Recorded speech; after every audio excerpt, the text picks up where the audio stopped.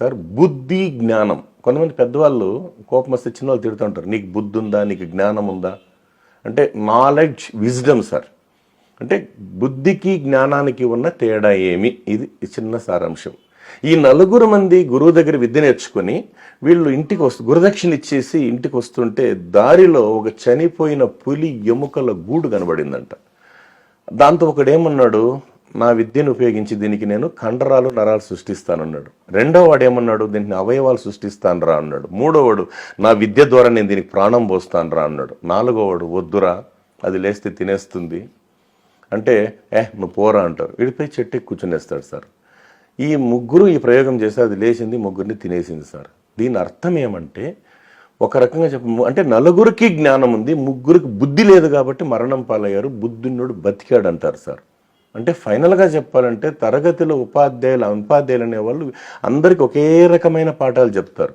దాన్ని విని ఆచరించిన వాడు ఒక ఉన్నత భవిష్యత్తు కోసం వాడు మనం చూస్తున్నాం కదా, వెలుగుతున్నారు. ఇంకొంతమంది ఇబ్బందులు పడుతున్నారు.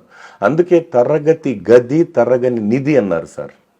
చెప్తుంటారు కదా sir, bedroom is personal, bathroom is personal, kitchen room is personal, but class room is universal sir. తరగతి గదిలోకి ఎంటర్ అయిపోతేనే DIN అంటారు సార్. సైకాలజీలో పెద్దవాళ్ళు చెప్పారు, డూ ఇట్ నౌ. మనసు అంతా ఆడే. ఎందుకంటే మనసుని జయించాలి కదా సార్. ఇప్పుడు మనసుని కంట్రోల్ చేసుకోగలిగితే అన్నీ మన సొంతం అవుతాయి సార్. తాను చేసేది తప్పని తెలుసు.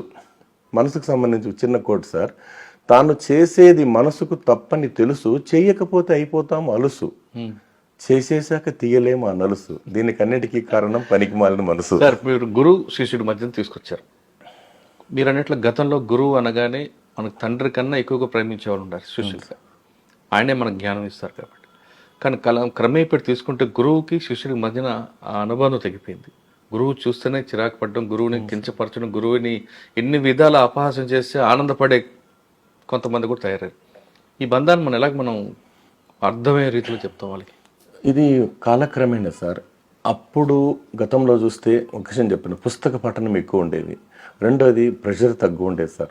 కానీ గురువుని ఎంత అపహాసం చేసి ఆనందపడే వాళ్ళు కనపడుతున్నారు. అది ఎందుకో అది దురదృష్టకరం సార్, జరగకూడదు సార్ అట్లా. ఎందుకంటే సార్, ఇప్పుడు మనం జీవితాలని సరిదిద్దేటటువంటి అక్షర శిల్పి గురువే కదా సార్. అవును, కానీ అది జరగకూడదు సార్. అమ్మ జన్మనిస్తుంది, తండ్రి గురువు ఏమో జ్ఞానాన్ని ఇస్తాడు కదా సార్. జ్ఞాన సంపద ఇచ్చేవాడు. అంటే తల్లి గర్భం నుండి 2.5 కిలోల మాంసం ముద్దగా బయటపడిన మనకు వెలుగును విలువను పంచేవారు, పెంచేవారు, విద్యార్థి లోకాన్ని అభిషేకించేవాడే కదా సార్ గురువు అంటే.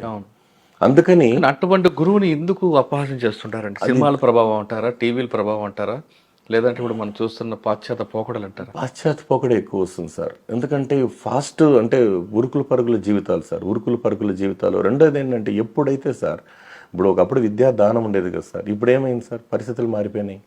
విద్యాదానం అప్పట్లో, ఇప్పుడు పరిస్థితి చేంజ్ అయింది. గురు శిష్యుడి మధ్య బంధం గురించి చెప్పండి. గురు శిష్య బంధం అనేటప్పటికి వస్తే ఒక గొప్ప మాట ఉంది సార్.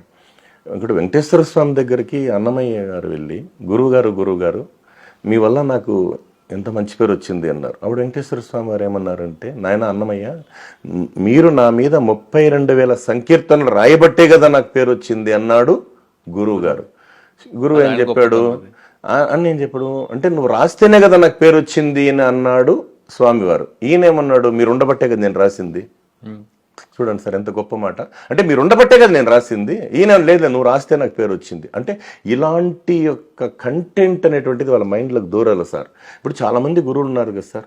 గురువు యొక్క గొప్పతనం గురించి చెప్పేటప్పుడు మా గురువు గారు మహానుభావుడు డాక్టర్ సి నారాయణ స్వామి గారు ఒక 4 లైన్లు రాశారు సార్. అంటే విజ్ఞానం అనే జ్యోతులను వెలిగించి, అజ్ఞానం అనే చీకటిని తొలగించి, సుజ్ఞాన పథంపై ప్రజ్ఞాన భాస్కరుడై జగతిని నడిపించేవాడే గురువు.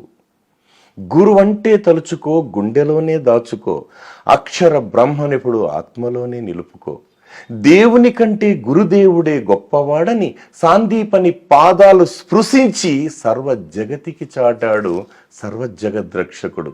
సీతమ్మ తల్లిని శ్రీరామచంద్రుడి చేతిలో పెట్టే ముందు జనక మహారాజు ఒక మాట అన్నారంట సార్. అయ్యా రామచంద్ర, మీరు శివధనస్సుని ఇరగొట్టారనో, కోసల దేశాధినేత బిడ్డనో, దశరథ మహారాజు బిడ్డనో నా బిడ్డను నీకు ఇవ్వలేదు. విశిష్టుడైన వశిష్ఠ మహర్షి యొక్క శిష్యుడని చెప్పి నా బిడ్డను నీకు ఇచ్చినాను నాయన అంటే అది గురువు యొక్క గొప్పతనం సార్. ఇంకొక విషయానికి వస్తే సార్, తల్లిదండ్రుల ద్వారా ప్రసాదితమైన ఆస్తి అది నీకు ఏనాడైనా పలుకుతుంది స్వస్తి.